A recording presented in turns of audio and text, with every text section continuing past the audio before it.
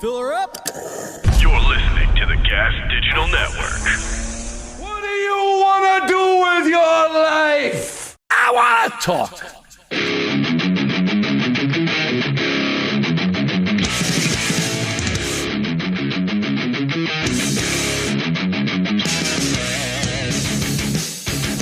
Hey, welcome to I Want to Talk. I'm here with a dear friend, Linda Blair, and we've got a long history, but it's a little bit weird. Can we at least talk about our early history? Got it. Okay, so I only really met Linda a few years ago now, right? What are you doing, Linda? What are you doing? I'm getting you back. Oh, he's getting me back. All right.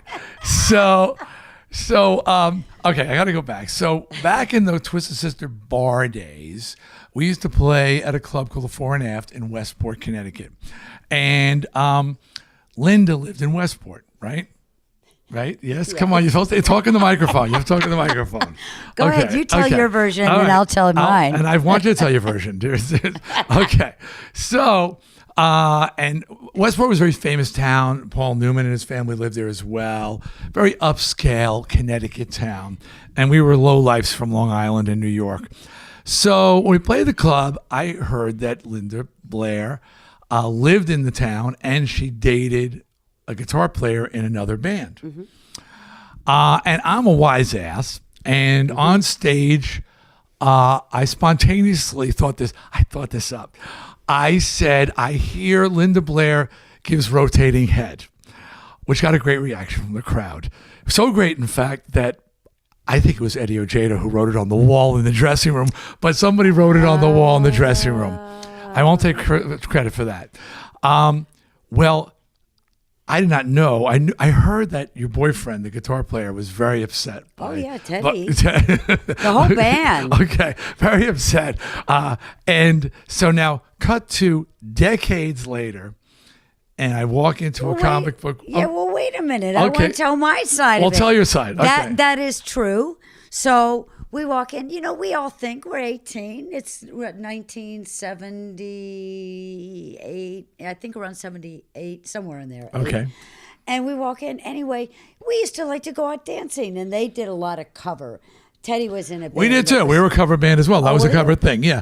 But talk closer to the mic if you don't mind. Rock style. Okay. Yeah. So anyway, we danced. We had fun. You know, you thought you were hip and cool. And if there's snowstorms, we're pushing cars around up and down hills. It's true. And so anyway, in the dressing room, we come in with a band. They were very protective of me, and that we Linda were family. Blair. I mean, you were famous too at that point. I mean, I picked on you because you were Linda Blair. You were very famous at that point. How old are you? 78. It was 78. So what year? Well, I was 18. 18 years old, just old enough. Even though, were you getting into bars before you were 18? In California. Suzette, I met Suzette. She met Suzette. Was 15 when she, because she had no photo ID, 18 years drinking age. If you had boobs, you could get into the bar because you looked older. So Suzette snuck in at 15. So you were 18. Yeah, no, I was legal. Yeah, I was. Anyway, so on the dressing room wall, it said what Dee just said, that I give rotating head. Well, none of us, we were so upset and so pissed off. So basically, from our point of view, Dee was like my enemy, my number one enemy until I met you. And that was 30-something years later. It feels like. Later. And so, you knew immediately. Oh, I wondered. I wonder if Linda. Well, I knew your boyfriend was there, but that was 30-something years ago. I walk in, and Linda gives me a look that could kill me. Oh yeah, no, and you knew immediately, just like a little kid, that you were in trouble. So for 30 years, I held this grudge against you. I'm like, you owe me, and you're gonna pay for this. And you and I have formed a really fun friendship because of it, and we're good with it now. It's all harmless. Well, I was an angry asshole back then. I was an angry young man, the proverbial angry young man, mad at the world, and I didn't think about, hey, you write something like that, you say something like that, and someone's feelings could be hurt or offended. I'm not an asshole now. I got better. I was very humbled in the 90s. I lost everything, and it really taught me some valuable lessons about, just sort of having a perspective on things and respecting people. And I were you kind of surprised? I think I apologized to you. I must have apologized to you. Yeah. I made you. but I apologized to you. Were you surprised that I was apologetic or that I was different than you expected me to be? I really never thought that I was going to meet you, Right. see you, and so once I knew you were going to be in the same event that I was at, it really was a point I had to make because I needed it to end. You said something a minute ago. You said words hurt. Yeah. Words, and this is where we're at in the movement right now. Dee, is everything is about words hurt, actions hurt. Things that can make cause and effect for young people, for other people, we are at such a heightened time in history. Things that we did back in our time, they were more innocent. Nowadays, things have gotten rough. I'll take your point here and I'll make it further. Twisted Sister had a song on our first album called "Shoot 'Em Down," and I wrote it in 1978, and it was metaphoric. It was about, it was about bullies and stuff, and the chorus was shoot them down, shoot them down, shoot them down to the ground, metaphorically speaking. And nobody took it in the late 70s as you're actually going to whip out a gun and kill somebody. And I was called on the carpet on this song on a radio show, and actually the person who was the interviewer, he had been a Democrat and turned Republican in his older age. And I said, well, look, you were a Democrat, when you were in your 20s, and you're Republican now. So you have opinions and thoughts, and you change them based on things that happen to you. In today's environment, I couldn't write a song called "Shoot 'Em Down." It would be irresponsible with what's going on with school shootings and people literally taking guns. But when I wrote that song, it was not even and there was no reality in the idea. It was just a turn of phrase. Shoot them down. I'm pissed off.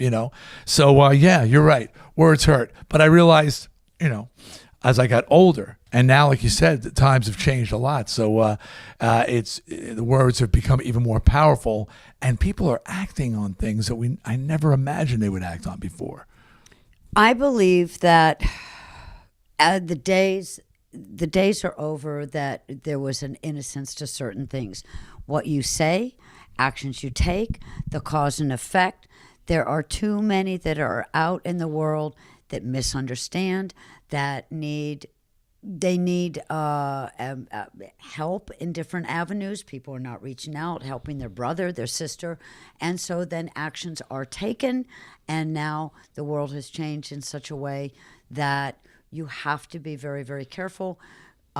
You have all of these people that are being called out for things that were maybe years ago were innocent acts. You say, hey baby, and there was a time when I remember my father and his friends were asking me, hey, this after my mother had passed, and he said, we're having trouble. It seems like women don't want us to open the door. Women don't want this. They want to be strong. We don't know what to do. And then there are women saying, well, if they do that, then they have other intent. Things have gotten hypersensitive, and it's this is a discussion I didn't expect to have with you. But Linda's, and this is what I'm intrigued by with people like Linda, is where we start and where we end. And after going through a lifetime of experiences, how those experiences affect what we've chosen to do with our lives. And Linda, which we will talk about extensively, her work with saving dogs, particularly pit bulls, correct? Animal and human welfare. So I started out with human welfare and my own health things. We were talking about my book, Going Vegan. You have it next to you. I didn't even realize that she was a vegan, and some of my children are vegans, so they'll be very interested in that.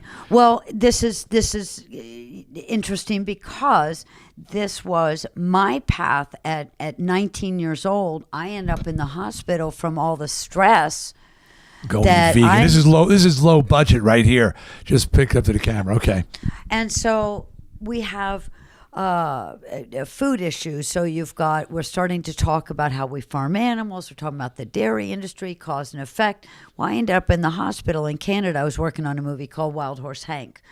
And like the makeup person said, I knew I didn't feel good, but he said, you have a really high fever, and I'm sending you to the doctor. In Canada, they took care. Yeah, they have great health care up there. Mm-hmm. And so the doctor said to me, I need you to stay overnight. And I was really scared, Dee. And I'm in a different country. I'm by myself. I'm making this movie. My animals are back in in the cabin that I had rented. Long story short, I ended up a day later hospitalized, and they found out I had an ulcerated intestine. And the doctor said, you have to learn to get rid of stress. You have to learn to what you can and can't eat, because otherwise it will kill you. You will die. There's no question about it. So that became my path. But Dee, back then, how long ago was that? That was 1979. Oh, it was in the 70s. Yeah.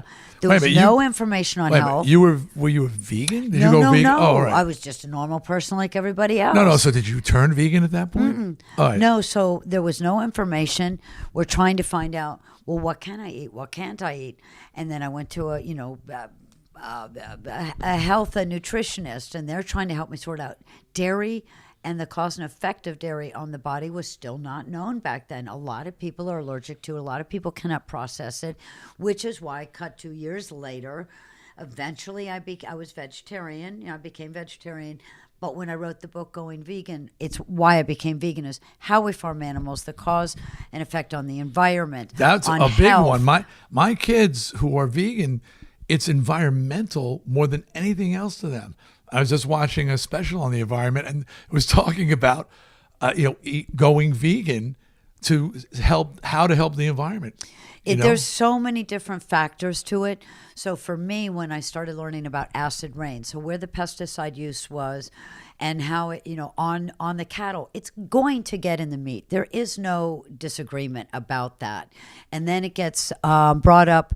So the clouds obviously bring up the what's called acid rains, right. And then it goes over and it rains in a river. They were trying to figure out why in certain areas the children were getting cancer more consistently than other places. And then you start looking at it, goes down the riverbeds into the sea life, the seabeds. You can start going down this road, because government, I'm reading books, and this is not something that's that's a myth or legend. I'm reading a book about released documents from the government about the nuclear testing that they did for years. It's just mind-numbing. And you know what they did in Area 51 where they did the testing? Put up a fence around it.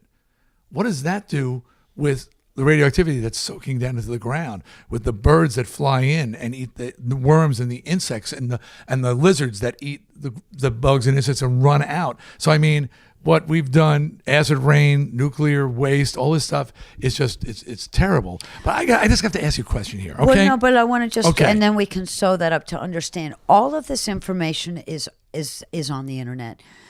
It's in books. It's different things. What you want to pursue and how much time you have. But to understand, it is all cause and effect. It's why there's a lot of reasons why we have some diabetes and cancer and different illnesses and different things. I want to know where autism comes from. That is bothering the heck out of me, because I get a lot of people coming to me with children that have autism, and I want to know where, because when we grew up, it was the Down syndrome babies. Yeah. You don't really see Down syndrome anymore. Much less. We talk about shots and different things and cause and effect. You have to remember polio, measles, mumps, all these different things that they're having. We've made progress, and then we have gone sideways. And so that is just part of the world we live in. We're trying to make it better.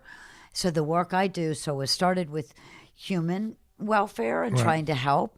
Then it turned to animal welfare and how we farm the animals, and it's horrible. It's just horrible, and it shouldn't be happening. I got to ask. I got to interrupt you and ask this question because I want to understand I got into you. dogs and cats when they and we're going to talk about dogs and cats. I turned around and said, "You're killing poodles and shepherds and collies and pit bulls and things and stuff in our shelters that are overwhelmed." That's why I turned around and said, "Now you know you're not going to start killing my best friends knowingly," and that's what this is about.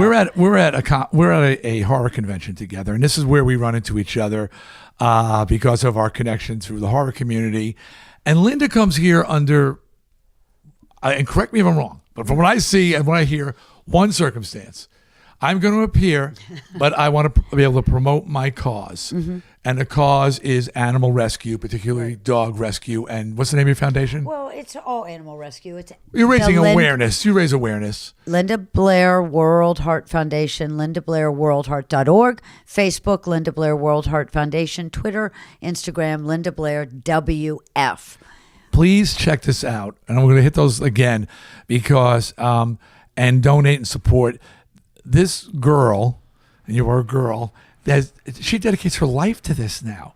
Everything she does goes into this. She comes to these cons, she gets money for autographs and things like that, and goes home, lives in a small, humble abode, and everything she makes goes into this cause. She at her table at the cons, there's signage up there. At my table, it's signage about my career. At her table, it's signage about her cause.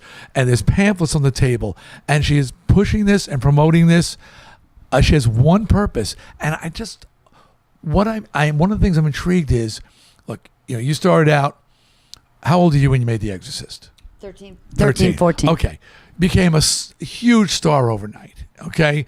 You became a household word. The movie went to another level. So the spotlight's on you. Now you're a teenager and you're a celebrity as a teenager, right? And now you grow up and you go through your teenage years, you go through your party phase, you're having a good time, you're out and about and you are enjoying life, and that's in the spotlight too. Dated Rick James for a while, yes? Well, no, let me tell you how it went. So when The Exorcist came out, immediately it's called, the reason the word is show business, and this is important. So you can pursue it as the love of a craft, music, film. I'm an artist. And this became because through all the music people and that whole world that I, went through, that was art. That was their art. They had the need to make music. So nowadays I watch a lot of artists. They do it because they want the fame.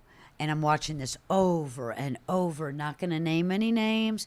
I don't think half of them are really, they're not my cup of tea is a nice way to put it. However, they just want to be, and you see them out there and you see all this news media and you see all these different channels. Point being, so my first, and everybody knows the first love of my life, and he still stands by me today, is Rick Springfield. And so we met in Hollywood. I wasn't looking, and that's always the way sometimes the great you and loves Rick had a relationship? And so went to see one of his shows because that was what you did back then. It was at the Whiskey A Go-Go.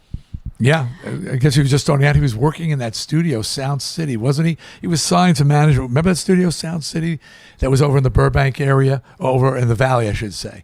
Anyways, where everybody recorded. I saw a documentary on it, and Rick was working there and was recording there and aspiring, and then he went into acting, actually, sort of an offshoot of his music. Well, the quick story, and certainly it's his life to tell, but when I met him and we started to date, and Mom had met him, and he became part of the family. There's no doubt he was part of the family, and of course his family's from Australia. What nobody banked on was they really wanted him to stay with the bubblegum music. And Dee, you would appreciate if you could not do the kind of music you wanted to do, and they said you will only do this, or you will not. We will starve you out. You're going to take away your contracts. We're sending you back to wherever.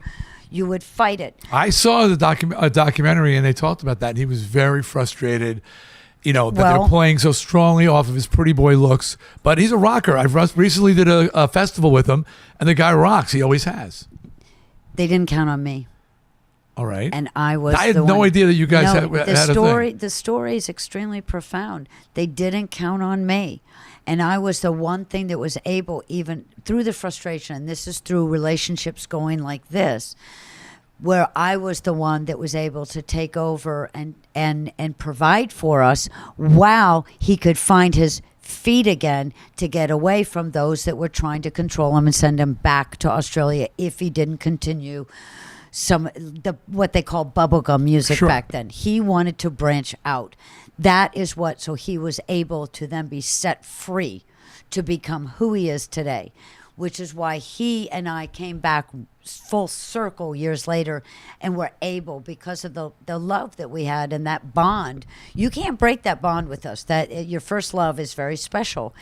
And so he is very supportive and has his fans of the Linda Blair WorldHeart Foundation, which we're hoping that your fans are going to understand what you cool. and I are so passionate about. I'm a supporter, and that's one of the reasons I want to speak to her. And quite honestly, you can't talk to Linda unless you're going to talk about what's important to her, and that's the truth. True. But I'm totally comfortable with that, because that, you know, people look at someone like me, and I'm sure they look at someone like you, and you get defined by a thing you did in your life, and people think that that's what you're all about. And when it's something as massive as The Exorcist and the character you played, it's very easy to get just sort of stuck in a pigeonhole. People say, and that's what she is. She's that, you know, that girl who played that crazy monster all those years ago. And with me, the painted face and the hair and all that, I'm proud of it. I love it. But I've done so many more things since then. And I like to shine a light on things, especially when people are doing positive things, and your commitment to your cause and the well-being of animals. And you said to me, how we treat our animals it reflects on how we treat each other. Correct. You know, there's a direct correlation, and that was an amazing observation as well. Many years ago, we started following cases of animal abuse. Animal abusers will always, and unfortunately serial killers and so on, it always started with animals, and therefore it's going to carry over to people. When I started, so once I got involved with animal rescue, and I'd walk the shelters, and I would ask why the dog was being euthanized, and there was small dogs, medium dogs, and I would rescue animals, and then I would put them at the vet's office where you could put them in quarantine, make sure they got past their cold, and then I would post them on just flyers and things at pet stores. How long ago was this? 97. Wow. 1997. So you've been active for 20 years. Pet Finder didn't exist back then, which is where you can post now. But so during this, and I'm working with animal welfare, Last Chance for Animals, my mentor, Chris DeRose, who is still around with us, Gretchen Weiler, who had a show called the Genesis Awards, which was Animal Cruelty Cannot Stand the Spotlight. There is a connection between animal and human abuse. There just is. I just want to interrupt here because this is important. You said mentor. You told me that your mother instilled this in you. And just credit to your mother just for a moment. You said she did charitable work and she taught you to give back. So I think you said mentor, but you should mention mom just for a second. And thank you for that, because Dee, I think you and I were both very close with our mothers, and the loss was really hard on both of us. My mom was a supporter. You know, when my dad was so down on me getting into music, she would secretly help. Help me on the side and encourage me. So my dad was not as much later on. It was always, oh, well, I'm proud of you. My dad was military. Yeah, same. So was my dad, yeah. Okay, well, see, if you have military dads, they're really hard on us, and they're like, work begets work, and I don't agree with all of this, and blah, blah, blah. But at the same time, I now know that I am part of my dad, and I'm the way I conduct myself. Oh, they instill an ethic and work ethic. I've actually, my father's the guy who inspired, we're not going to take it in all my rebellion. And I thanked him on Father's Day last year at 87. I said, thanks for the way you raised me, because you made me a man, and you instilled in me responsibility and a work ethic that I'm proud that I have, that not everybody does have. Yeah. And he's probably the one who put it in you, because you are, when it comes to your mission, you're a workhorse. You are so committed. You're telling me about unloading the bags of food for the animals, and I'm going, even nobody to help you, and you have some volunteers or whatever, but you're out there on the ranch. I built my place. I went and used to go get lumber at Home Depot, and the guys, sometimes they'll help me and sometimes they wouldn't. And if they wouldn't, I'd get so angry. I say, fine, I'm going to get the plywood on the cart myself. Eventually, I gave myself a hernia, Dee, which a lot of people don't know about. And that's a whole nother story. But back to Mom. Yes, please. Mom would go, so we'd go to church. I was raised Protestant, not Catholic, which is why I was able to do the exorcist. Episcopalian? What are you? What were you raised? Protestant, Episcopalian. You remember? No. Lutheran? No. Doesn't matter. It's all the same thing. Yeah. Yeah. I'm in the middle of my I'm storytelling, sorry, Protestant. and we're at the It's end of details. It's details. Okay. So anyway, we go to the Christmas tree, and you would get, this child needs a new pair of mittens or boots or socks I or remember whatever. that stuff. And so we would do that at Christmas, and she would always say, make sure to get things that mean something and will help another need. We did soup kitchen. We did a lot of different charity things. So that was the beginning. That in you, though. That was the beginning. Yeah. And then years later, there was a gal named Harriet. We'll just leave it at that. Harriet. And she brought me into Variety, the children's charity, and taught me how, and it was Clint Eastwood and all these people had been part of it. We never hear about it, but you raise awareness. Boys and Girls Club, children in the hospitals that don't have limbs, that have cancer, fighting disease. We would do radio and TV and anything to raise funds and to get food, clothing, whatever. How old toys. are you at this point? Yeah, I'm in my 20s then. 20s. Wow, that's still I'm in my very 20s. young to be that But active. these were all the people that got me and that involved with, and I was doing all of that, and then I was touring America. I was actually opening these haunted houses years ago. With for 1 month, they would open up these haunted houses, and these centers were Halloween parks, and they were different places from California, the Midwest, and a few places. And I was brought in. I would do, the press come. It's a safe place. Grandma, kids, it doesn't matter. Family. There's the haunted house. There's the hay rides. There's this, that, and the other thing. And I would do that. And it flooded so bad, just like we've been having all these natural disasters that are going to continue. And that is the work that I do to try to wake people up. And it flooded so bad. So I couldn't sign autographs. But what I did is I had somebody donate cans of pea soup. And that's where people hear about this. And I gave all the money to the children's charities it was called Linda Blair's Midwest Flood Relief Fund. And I gave all the money to the charities at that time, Feed the Children and local shelters and so on and so forth. And then, like I say, years later, when the dogs and cats were in trouble and the shelters were filling up and there was all this abuse and the dog fighting, I just said, no more. I'm going to go back to my roots of my passion and my love for animals. And you got to stay a course. You strike me as incredibly serious when I see you. I am. You're just very. I am serious. And I have often said that too much knowledge can be a bad thing because too much awareness. If you're aware of the pain and the suffering, and it's hard. I've always felt John Lennon became extremely aware, and that funny, quirky, jokey Beatle. Somewhere along the way, he stopped being able to be jokey and quirky and funny, and he just seemed serious, and he seemed very aware of the problems of the world, and his songs reflected it.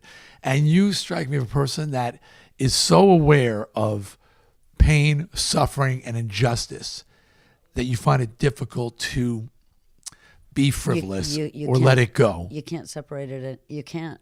And it's why a lot of us do change, because thank you for noticing that. And that's exactly right. I live in that world, and you can't just walk away and do something that, as you said, is frivolous. I can't. Yeah, when I walked see you, away from I my don't want you career. to lie to me. I never want you to lie to me. But when I see Linda and I say, "How's it going?" and she tells me, and it's and I don't want you to say. I honestly don't want you to go, "Oh, great, Dee." No, but and you say, "Oh, it's I know. catastrophe. There was a hurricane down in Puerto Rico, and the animals, and I've been down there, and I'm trying to, and I'm going." This poor woman, I mean it is with sincerity. She is so aware and conscientious and cares so much that she can't stop. You're haunted by it at times. And that's why I wanted to talk about it, because, I've donated. I'm not just a talker. I've donated online. He did. And this cause, right? Say your So it's website called again. the Linda Blair WorldHeart.org. That's the website, Linda Blair WorldHeart.org. And Facebook is Linda Blair WorldHeart Foundation. And my Twitter and Instagram, Linda Blair WF. Go there, and I'm not done with you yet, but go there and donate. Check it out. Just look, and I just want to say something about donating, because I do charity work myself, and my mentor, his name is Mick Foley, the wrestler. Do you know Mick? No. Mick Foley, he's a WWE guy. He is one of the most charitable people in the world. I can't thank him enough. What he does for so many causes, whether it's people with cancer or RAIN, or donating the entire proceeds of one of his best-selling books to open a school in Africa. This guy, I was woke, there's that word people use now, by Mick.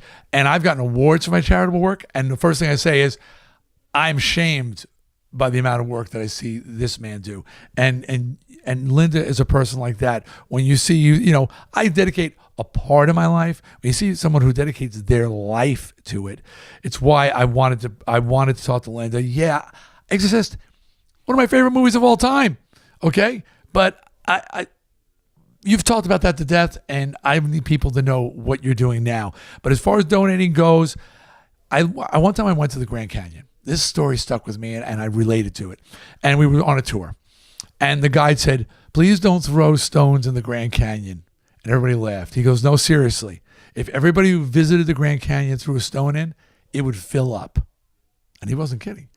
And I thought about it, and I said, that's like charity work.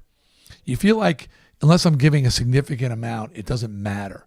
But imagine if everybody watching right now gave $1. That's what we've always has said this. If everybody would give $1. Yeah. So we would have all this money, but we don't. Don't worry about the amount that you can give. Just give something. If everybody gave $1 to charitable causes in the world, all charitable causes would be flush. Okay. But so go to visit her website. Consider helping her out, knowing that this woman is doing it on her own. She's sacrificing everything. It is her life's work. It's not a part-time thing like I do a bike run or I do or show up at an event. This is what she does every day.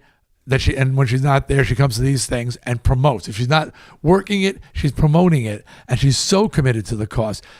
But also, Dee, getting into communities, and this is really important. Let me tell you how, when I travel, each one of these cities that I go to, so I know what happens in Detroit. We all have, there's a lot of issues that are here.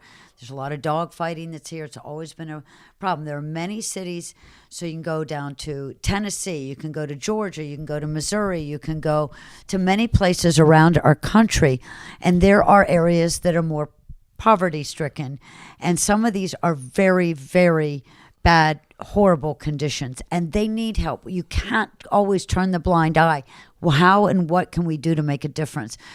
And with dogfighting, if you can find dogfighting, you're going to find guns, drugs, criminal activity, bringing in the youth. This is where, in my opinion, and many agree, if we can change that, then you're going to take a lot of the crime out of the cities.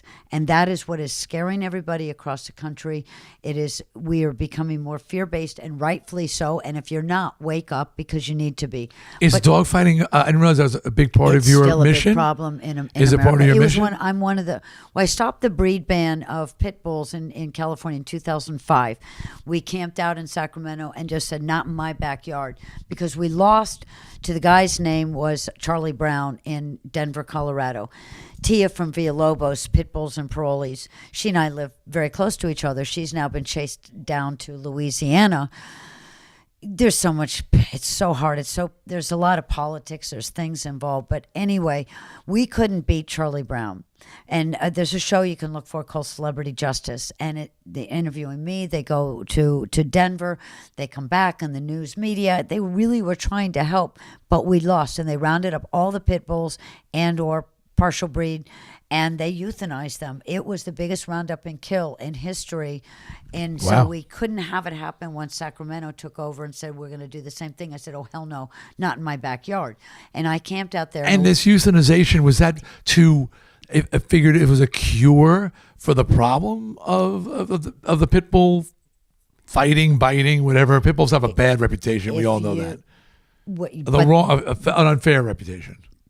that would be more the correct terminology because it's only in the hands of those that have been abusive to them. Yes. And or those that don't understand that they're very similar to people in what their needs are. You don't walk away from a lot of dog breeds that are so intelligent and so ready to work.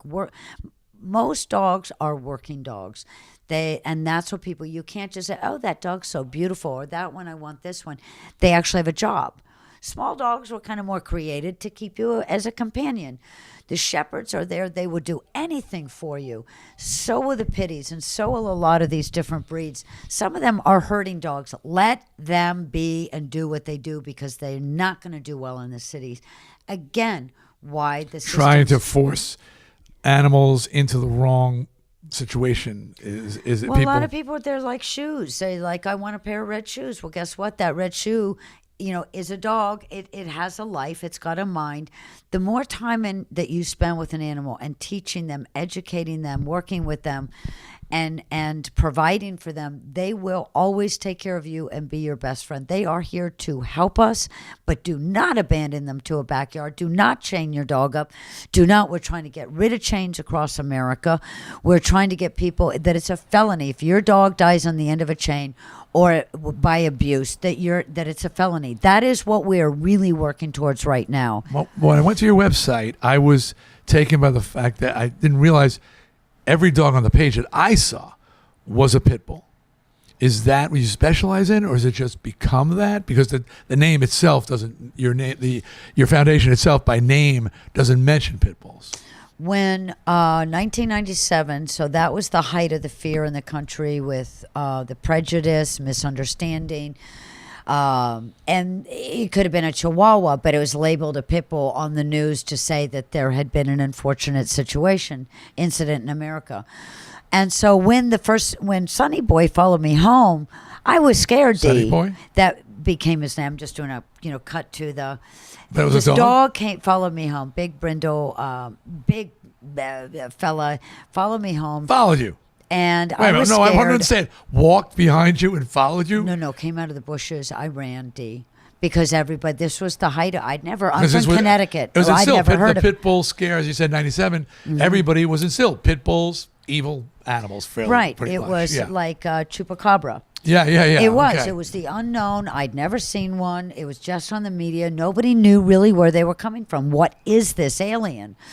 So I see him come out of the bushes. I'm like, oh, God, no. And I run with my dog.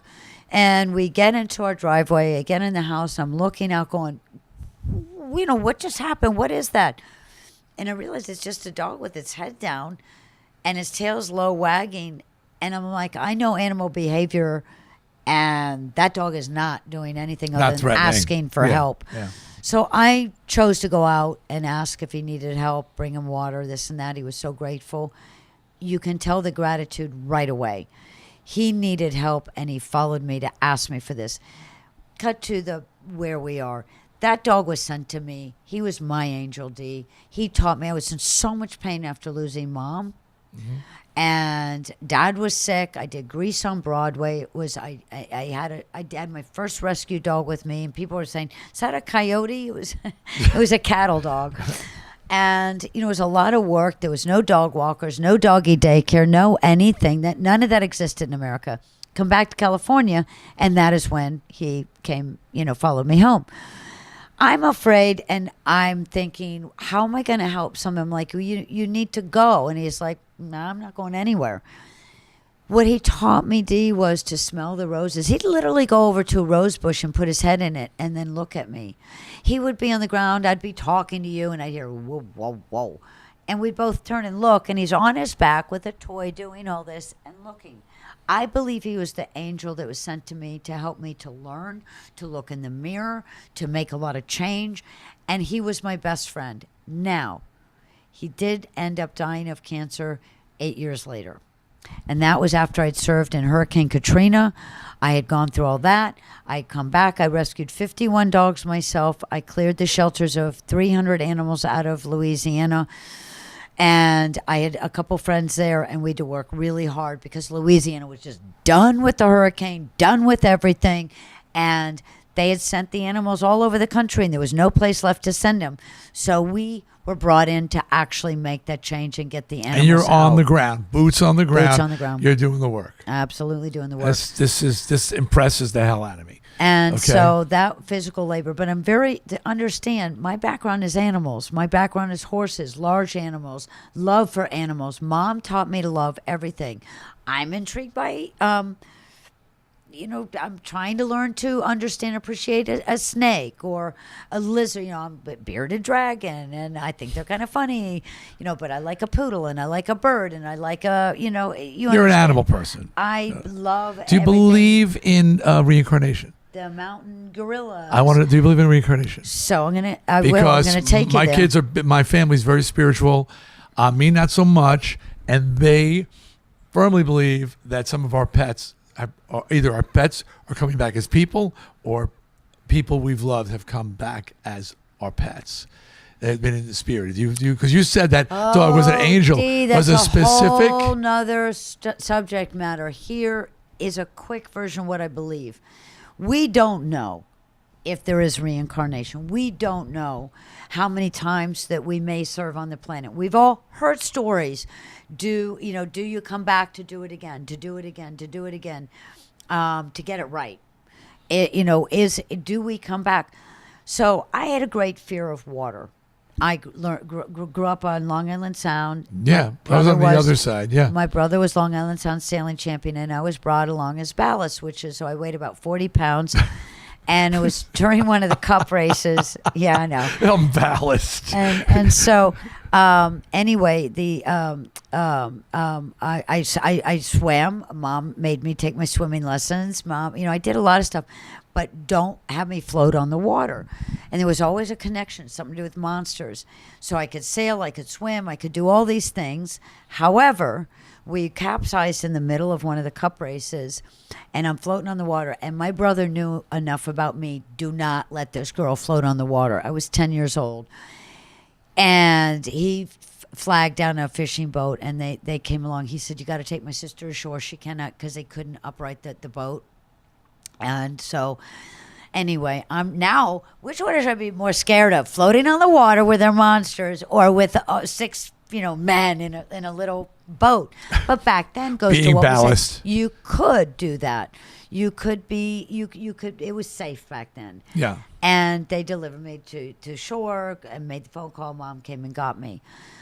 Years later, I decided to scuba dive in order to face my fear. It was that bad, Dee. It was just plain and simple. We used to do these tours with Dick Clark. We would go out on boats, and the celebrities would play games, and like the SS Norway, and there was a big storm at sea, and it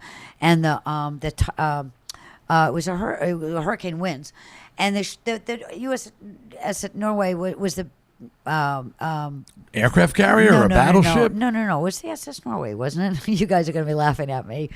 And Know whatever your the name of battleships. this boat Right. was.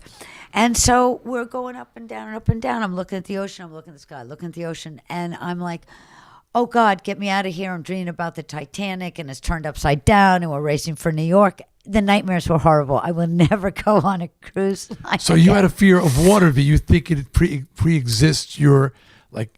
And I went scuba diving and learned, and I got in the ocean. And once I got down there, and you've got, you're like this. Yeah, I tried to scuba. My wife scubas, and I just couldn't do it. Yeah. Well, I went through the Yeah. whole process, and you get down there. It is so glorious and so beautiful.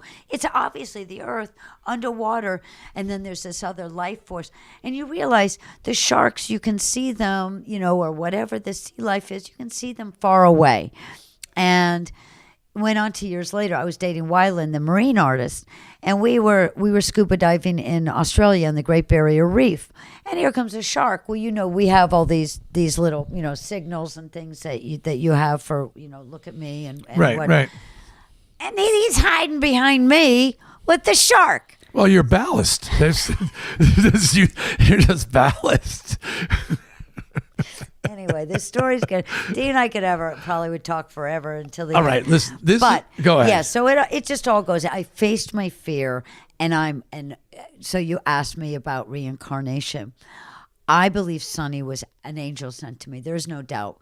I've had many magic animals that helped me as a child actor, as a child. I was lonely. I mean, I went to public school, but I was lonely at night and I was working. My cats were what saved me. My cats, my dog. We had a skunk, and I lived in Connecticut. There's woods. And we used to redirect streams and rocks and things that we like to play in the woods. The cats and dogs were always with us. So I do believe in angels. I do believe in ghosts. Haven't seen one. It's not about that. This is a conversation for another time. I believe in both things too, and I was educated through dealing with my wife and her situations. Reincarnation. See, I can do this. Yes. So I was with Mom during her time of sickness, and it was late at night. I was in the bathroom, and as I left, and this door had never done this before, it just went, not a really good door opening, but we get the idea. But yeah, and I had a flashback. I saw myself, and it's famous. I mean, I tell the story openly that I was a Viking slave, old man, and I was tied to the oars, and that I drowned. Whoa. That's what I saw. Whoa. And that make up for why my fear is so intense. So if that's true, that's my belief. Also, when I was little, a lot of people don't know. So when I was 6 years old, Mom would make all my clothes for my interviews. So I talk about coming from Butterick, sewing patterns, simplicity. Yeah. And Mom would take the pattern, make a little pink dress, and then I would do embroidery. One day I said to her, I need to sew. I need to do. She didn't know what to do. I was 6 years old. So she took me to the fabric store and said, something to do with sewing. What can my daughter do? And they suggested embroidery. And I remember, and she knew. I had to sew. I had to embroider. Where's that come from? Fascination with an old England and history. There. So I do believe there's something there. I do believe I'm an old soul, and a lot of us are. But you're still going to go through lessons in your life. Life is hard right now. So animal and human welfare, they go hand in hand. Understand that's what it is. You've got all these politics going on. We all know what's right and what's wrong. You talk to a soldier, and they need to be heralded and loved coming back. They need anything, red carpet, and they're not. Absolutely. And they're on the streets, and they're homeless. So freezing temperatures hit the Midwest. The polar vortex. This is something historically. Now, it happened a couple hundred years ago or whatever. Somebody, is probably going to send me a Facebook message. Yes. It is something that it kills. It is not as we know the world, but it may be the new world. It's happening more consistent. I saw something today, like the coldest days of the year or whatever have like 16 or 18 of them in the last 20 years, or no, in history, have been in the last few years. So there may have been, 20, 30, 50 years ago, a deep freeze, but it's hitting repeatedly more and more storms, more and more deep freezes, more and more high temperatures. 60 below, 50 below. You're dead in 5 minutes. The animals, the seniors, the children, the babies, everything was dying. Please, and when I saw it, I said, God, I hope people paid attention to my emergency relief. I put it out all the time, and I post, be emergency prepared. Blankets, food, water, your pets. This stuff here that you brought specifically about this stuff. Can you get this on your website? In my Facebook, Linda Blair WorldHeart Foundation. Listen to this, because I can't keep this girl forever, and I'm going to wrap her up. So repeat it again. Please visit this website. Please visit her Facebook page. Please support her cause. You can see how passionate she is. Mm-hmm. You've got to respect that, if nothing else. And if you can't do the work yourself, let Linda do it for you. Just donate some money. And help in your communities, what we call boots on the ground. Go find a rescue group that you feel good about, your shelters, your humane societies, and ask them, what do they need? They need blankets, towels, sheets. They need volunteers. They need food.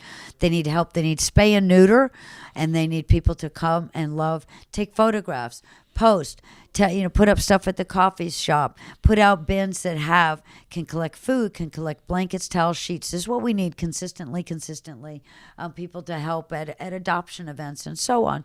They're volunteers. So we do the hard work. We are out there across America, and we need your help. So yes, you can go through my Linda Blair WorldHeart Foundation. LindaBlairWorldHeart.org is the website. Linda Blair WorldHeart Foundation is Facebook, Twitter, and Instagram, Linda Blair WF. And if you have to, my fan site is Real Linda Blair. Yes, Real Linda Blair. All right. Because somebody took my name. Yeah, I've been there. I got you guys have no idea. Taking back my name. All right, I'm going to say goodbye. But if you stick around for the bonus, extra time, and you check in, I got to ask her a couple of fanboy questions. They'll be short, but I am going to ask you a question about The Exorcist and about Howard Stern. Okay. Thanks for watching. I want to talk. See you next time. Bye. I want to talk.